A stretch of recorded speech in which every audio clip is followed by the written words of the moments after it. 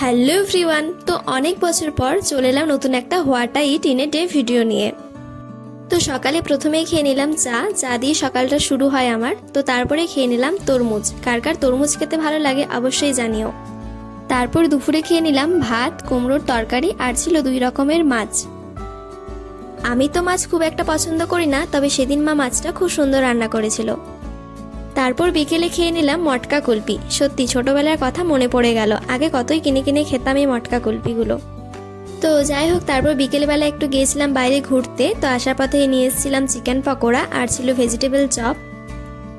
তো তারপর সন্ধ্যেটা বেশ জমে গেল চিকেন পকোড়া আর সাথে ভেজিটেবল চপ দিয়ে। তো যাই হোক, তারপর রাত্রে ছিল মিক্স ভেজ লুচি আর ছিল সাথে মিষ্টি।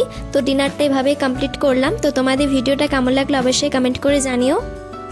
তো আজকের এই ভিডিওটা এতটাই, ভালো লাগলে লাইক কমেন্ট শেয়ার করে দিও আর আমার চ্যানেলটি সাবস্ক্রাইব করে দিও। তো চলো টাটা।